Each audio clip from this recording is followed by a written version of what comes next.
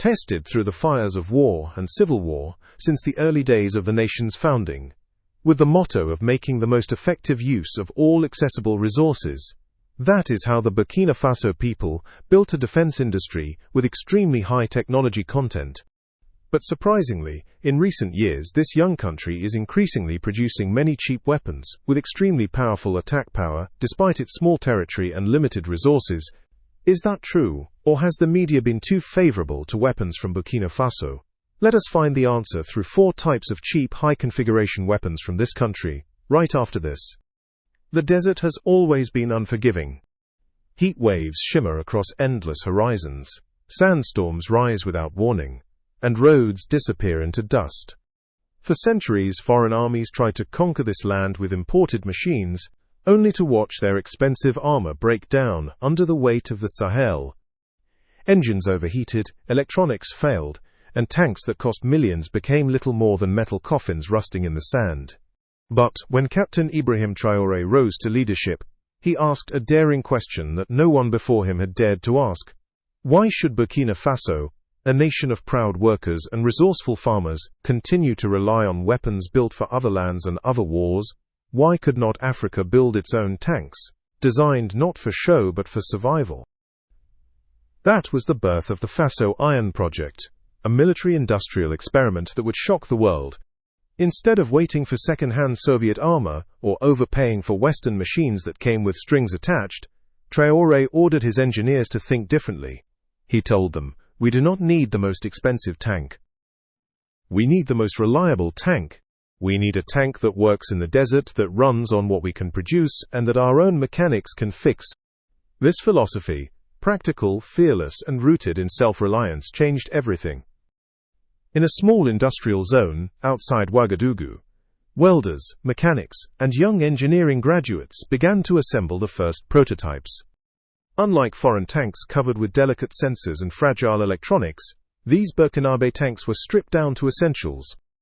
Heavy enough to intimidate, light enough to maneuver across shifting sands, their armor was forged from locally sourced alloys less polished than Western steel, but hardened to resist small arms fire and withstand explosions in desert ambushes. Their control systems were simplified, using analog dials instead of digital displays. Why? Because in the Sahel, sand kills computers. But gears and levers never lie. Perhaps the most brilliant touch was in the engine. Instead of relying only on imported diesel, Faso Iron tanks were adapted to run on biofuels derived from the country's growing agricultural surplus. Farmers who once sold their crops at low prices now supplied energy for the nation's defense. Corn, cassava, and jatropha seeds became not just food but fuel. Suddenly the tank was no longer just a weapon. It was the visible proof of a circular economy, where every citizen contributed to national sovereignty. When the first convoy of Faso Iron tanks rolled out onto a dusty testing field, painted proudly with the red, green, and gold of Burkina Faso, the soldiers watching did not see just machines. They saw pride. They saw freedom. They saw a future where their children would never again fight with outdated hand-me-downs from colonial masters. The crowd that gathered that day erupted into cheers as if a football match had been won. Because in their hearts, they knew something even greater had been achieved: the birth of independence in steel. At first, foreign observers scoffed. Military analysts in Europe dismissed the tanks as cheap metal on wheels. Western commentators mocked the design, claiming it looked outdated compared to NATO models. But laughter turned to silence when field tests began. In the brutal heat of the Sahel, where imported tanks had failed time and again, Faso Iron roared forward. When foreign tanks overheated, Faso Iron kept its cool thanks to a solar-assisted cooling system designed by local university students. When expensive electronic guidance systems failed, Faso Iron's analog scopes hit targets with steady accuracy. In real desert combat simulations, the homegrown tanks outmaneuvered imported machines, surviving on a fraction of the fuel and maintenance costs. The numbers spoke for themselves.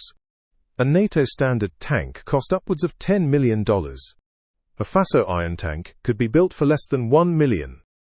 For the cost of one foreign machine, Burkina Faso could deploy 10 of its own. 10 machines, 10 crews, 10 times the coverage of land. In military strategy, numbers matter as much as power. And this advantage gave Burkina Faso something it had never had before: balance. But Traoré's vision went beyond numbers. He understood the psychology of war and the symbolism of sovereignty. Every time a Faso Iron tank rolled through a village, it sent a message louder than any speech: we no longer need charity, we no longer need gifts, and we will never again beg for second-hand weapons. Children who once dreamed of leaving the country now dreamed of becoming engineers, soldiers, or mechanics. Applications at technical schools skyrocketed. Welding workshops filled with young men and women who wanted to work on the next generation of Faso Iron.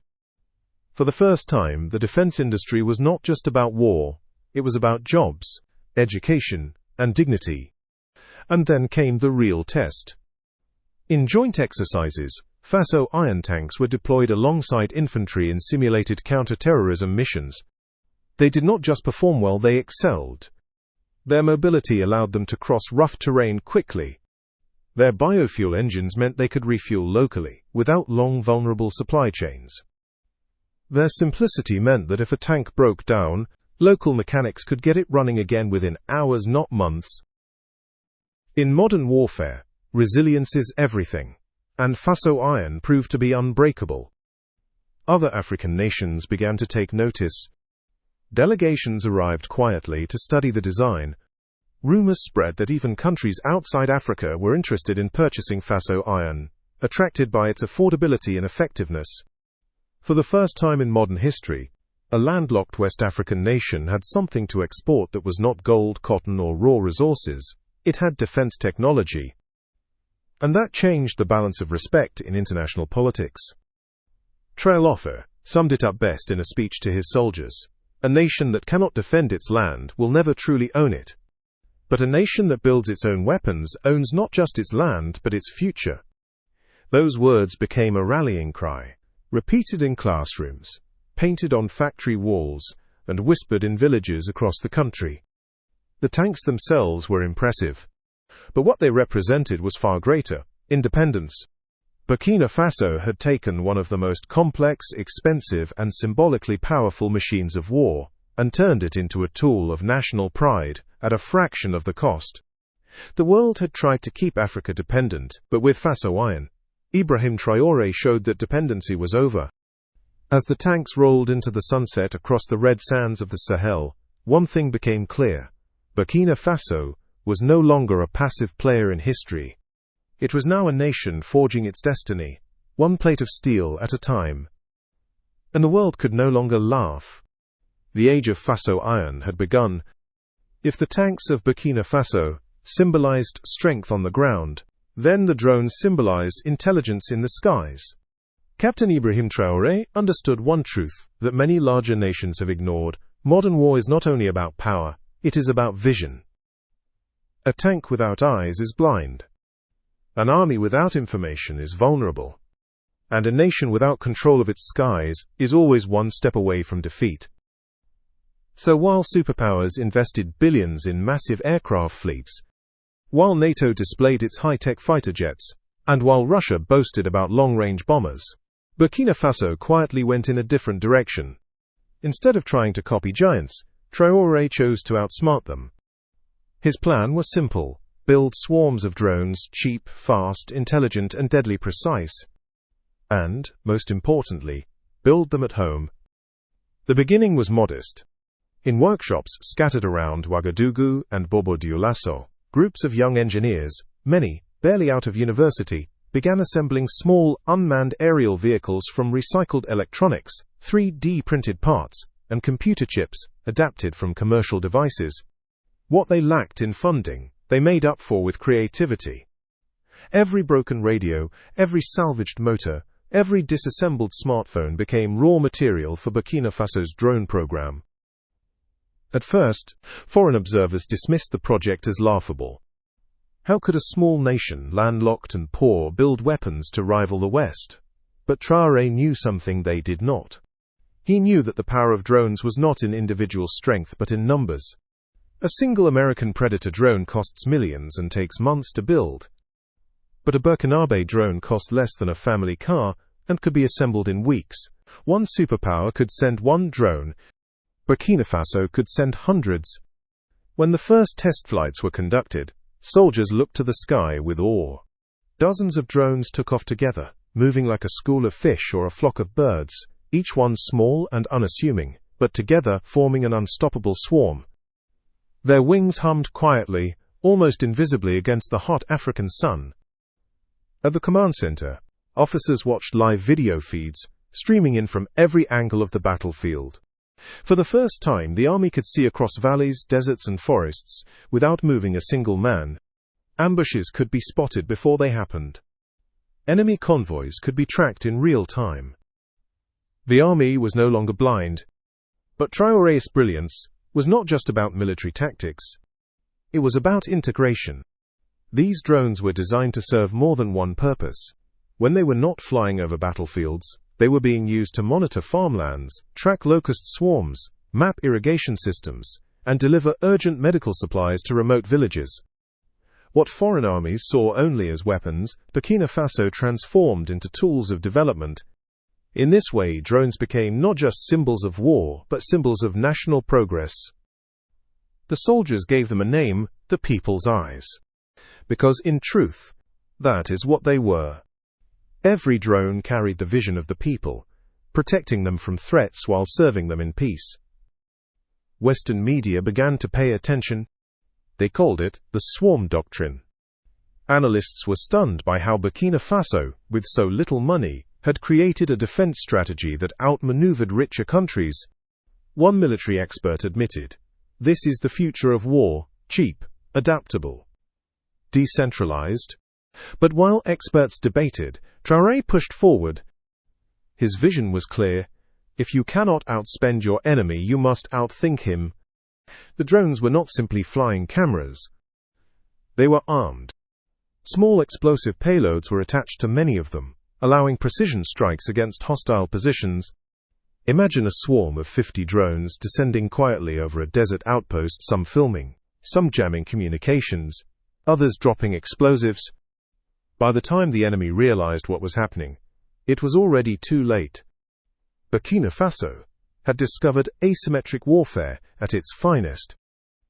And yet, the most astonishing achievement was not technical, it was cultural. Young Burkinabe no longer dreamed only of leaving their homeland to find work abroad. They now dreamed of designing drones, writing code, and joining a defense industry that was uniquely African. Universities reported a surge in students applying to study engineering, robotics, and computer science. Workshops that once repaired bicycles now built drone wings. The nation had turned necessity into innovation. In one memorable speech, Traoré addressed a group of students involved in drone development. He said, "When our enemies look to the sky, they will see only clouds. But we will see opportunity. The sky belongs to Faso." His words became a motto, repeated by soldiers, students, and citizens alike. And there was another advantage no one had expected: psychological power. In villages long plagued by insecurity, the quiet hum of drones flying overhead became a comfort. Mothers told their children, "Do not fear, the people's eyes are watching." In a region where fear once dominated, technology now inspired confidence. But perhaps the greatest stroke of genius was how affordable it all was. A drone that cost Burkina Faso a few $1,000s could disable equipment worth millions. An entire swarm could neutralize an enemy convoy at a fraction of the cost of a single missile strike. In economic terms, Traoré had inverted the logic of war. For once, it was the superpowers who looked wasteful and slow, while Burkina Faso looked efficient and agile. And so, just as Faso Iron tanks changed the face of ground warfare, the drone swarms changed the face of the skies. For the first time, Burkina Faso was not just defending itself, it was redefining defense itself. The drones were small. The drones were cheap. But in their wings carried the pride of a nation, the vision of independence, and the intelligence of a leader who refused to let his people fight blind. The world looked on with shock. But for Burkina Faso it was simple. The sky no longer belonged to empires. The sky no longer belonged to colonial powers. The sky belonged to Faso. For all the brilliance of tanks and drones, Captain Ibrahim Traoré knew that wars are not won only in deserts or skies, they are won in the hands of ordinary soldiers. A nation can build powerful machines, but if the man standing on the front line is carrying a broken weapon, then the battle is already lost. That was the problem facing much of Africa for decades. Soldiers were often armed with outdated rifles, second-hand imports, or guns so old they jammed at the first sign of dust. These were weapons designed for other climates, built by other nations, and handed down like scraps to those who needed them most. But Traoré refused to let his people fight with leftovers. He understood something that global strategists often ignore. The gun is not just a tool of war, it is a tool of equality. If every soldier, every villager defending his home, and every unit stationed in the Sahel has a reliable firearm, then no invader, foreign or domestic, can ever dominate them. Guns, in this sense, are the great equalizer. And so began Burkina Faso's third great revolution, the creation of a homegrown line of rifles, built for Africans, by Africans, and suited perfectly to African conditions. The design philosophy was simple yet profound: reliability above all else. Traoré's engineers studied rifles from around the world, AK-47s, M16s, FALs, and asked themselves one question: how do we make something simpler, cheaper, and tougher? The answer was a rifle with fewer moving parts, resistant to sand and dust, and durable enough to keep firing even after years of heavy use. The weapon did not need to be the most beautiful or the most high-tech. It needed to work every single time a soldier pulled the trigger. And it did. The new Burkinabe rifles, nicknamed Sankara's legacy by some soldiers in homage to the revolutionary spirit of Thomas Sankara, were tested in the harshest environments. They fired cleanly after being buried in sand. They survived drops, rainstorms, and the scorching sun. And most importantly, they were so easy to maintain that even a farmer with no mechanical training could strip and reassemble one in minutes. In a land where wars are often fought in villages, as much as on battlefields, that simplicity was everything. But Traoré's genius was not just in building a gun, it was in building the ecosystem around it. Instead of importing ammunition at inflated prices, Burkina Faso built its own bullet factories, staffed by local workers and run with local resources. Suddenly, every rifle came with an infinite promise: it would never go silent for lack of bullets. Every cartridge that left the factory carried with it not just firepower, but jobs for Burkinabe families, wages for Burkinabe workers, and dignity for a nation tired of dependency. This had an unexpected side effect. For decades, Burkina Faso's youth saw guns as symbols of foreign armies or criminal gangs. Now they saw them as symbols of national pride.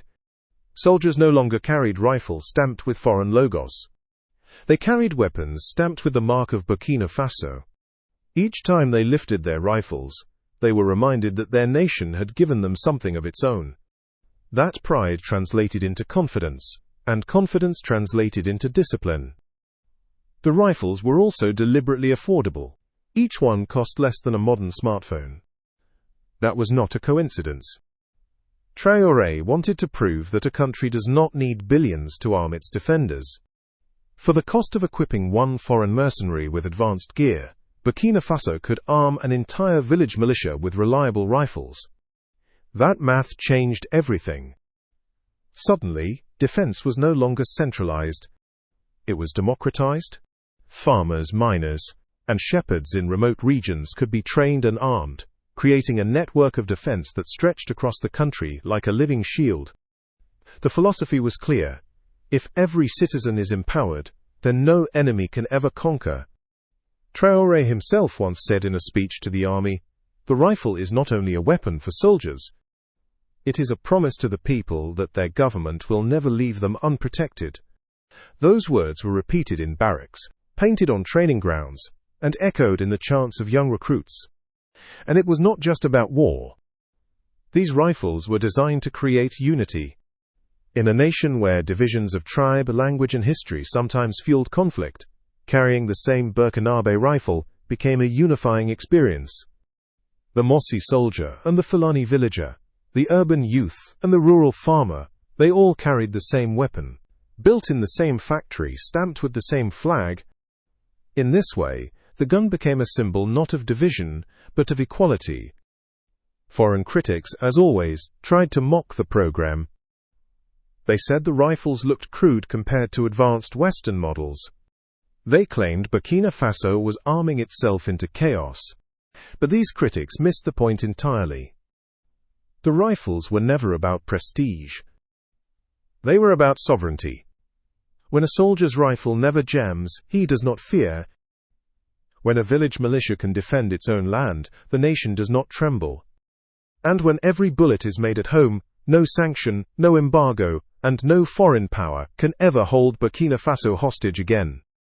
There were stories that spread across the country of small units holding off raiders, thanks to their new rifles, of villagers defending themselves with weapons they knew would not fail, of young soldiers who trained with pride because their government had trusted them enough to give them the best it could build.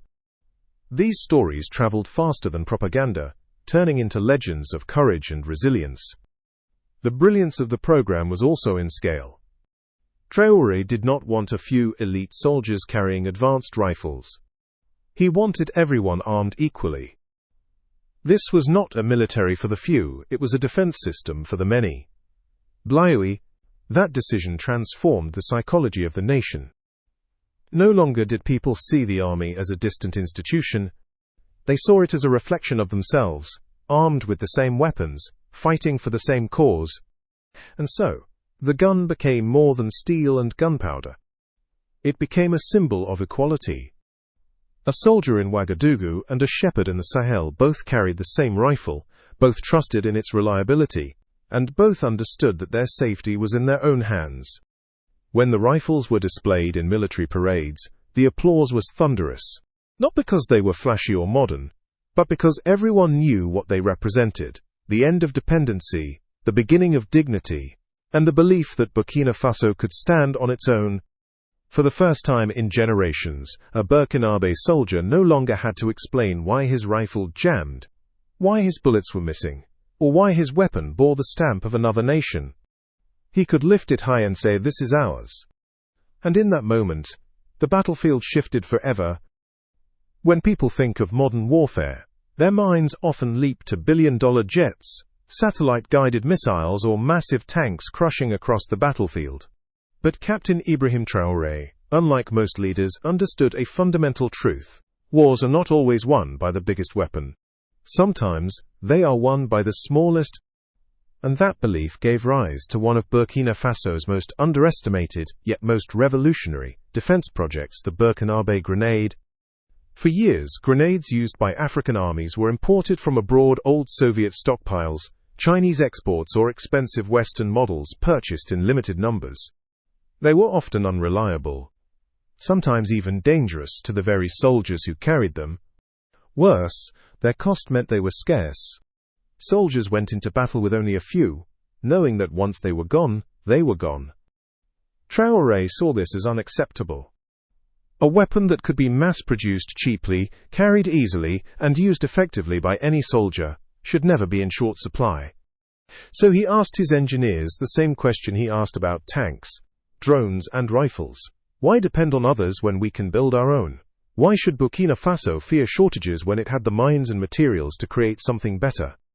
The result was a grenade designed not for foreign battlefields, but for the realities of the Sahel.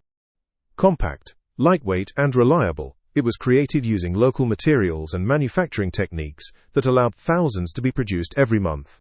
But this was not simply a copy of an existing design. The Burkinabe grenade was smarter. It had safety mechanisms adapted for desert heat, making it less likely to misfire under extreme temperatures. Its casing was built from alloys forged domestically, ensuring that no embargo or blockade could cut off production. And its explosive payload was engineered to maximize effectiveness while minimizing cost. In simple terms, it was cheap, it was safe, and it worked. Soldiers who first trained with it were astonished.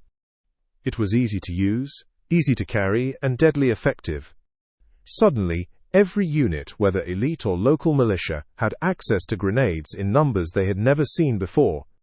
Instead of rationing them carefully, soldiers could throw with confidence, knowing that supply was abundant. For the first time, the balance of power shifted. Guerrilla fighters, smugglers, and terrorists who once relied on ambush tactics suddenly faced a force that could fight back with explosive precision. But Traoré's genius was not only in making grenades cheap. It was in making them multi-purpose.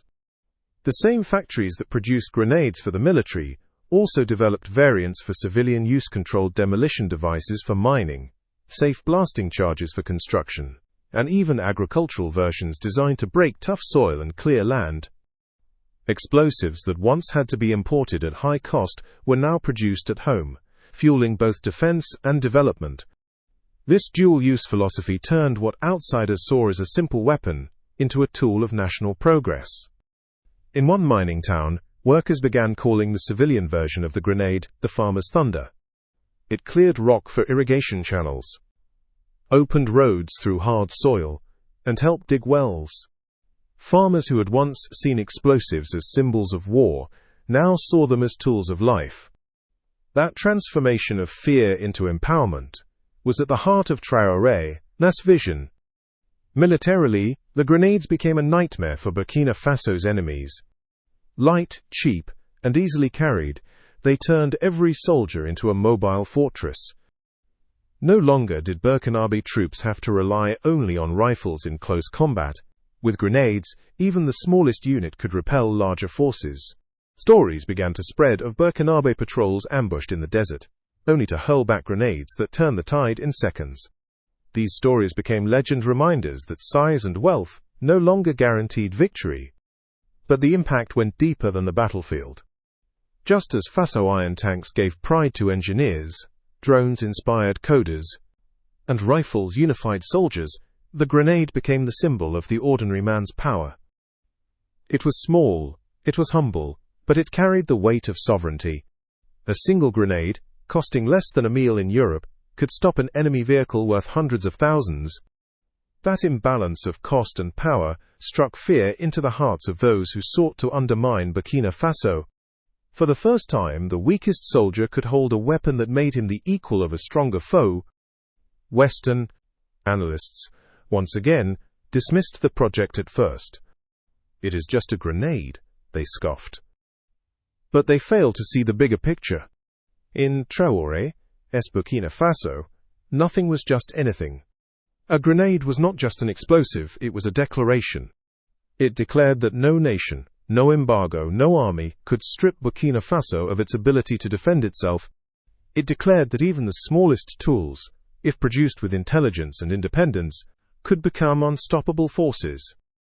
During one speech to factory workers, Traoré held a Burkinabe grenade in his hand and said, "This is not only a weapon, it is proof.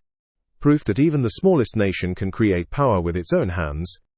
The crowd erupted in applause, and that moment was replayed across the country, becoming an iconic image of his leadership. In villages, people began to speak of grenades with respect, not as instruments of destruction, but as guardians of freedom. In classrooms, children drew pictures of tanks, drones, rifles, and grenades side by side, labeling them as the four shields of Faso. The grenade, once overlooked, now stood proudly among giants. And in truth, that was the genius of it all. By focusing not only on the big, flashy weapons, but also on the small and humble ones, Traoré proved that defense was not about glamour. It was about balance. A tank could break a line. A drone could watch from the skies. A rifle could hold the ground. But a grenade, small, cheap, and unstoppable, was the equalizer, the reminder that even the smallest soldier, even the smallest nation, could be powerful. In the end, Burkina Faso's grenades embodied the same spirit as every weapon Traoré had championed: self-reliance, creativity, and dignity. They were built not to impress foreign powers, but to empower the Burkinabe people. They were not designed for luxury parades or empty shows of strength, but for real defense, real work, and real independence. And so, as the world looked at Burkina Faso's defense revolution, its tanks, its drones, its rifles, they eventually came to understand the truth. The secret of Traoré's success was not in choosing the biggest weapons, but in proving that even the smallest could be mighty. Because in the hands of the people, even something as humble as a grenade could change the destiny of a nation. Under Ibrahim Traoré's leadership, Burkina Faso built a defense revolution with 4 cost-effective weapons. The Faso Iron tanks proved rugged, affordable, and perfectly suited to the Sahel. Swarms of homegrown drones gave the nation eyes in the sky, blending military strength with civilian uses. Locally produced rifles empowered every soldier and symbolized equality. And cheap but powerful grenades became the great equalizer. Together, they embodied self-reliance, sovereignty, and the brilliance of Traoré's vision.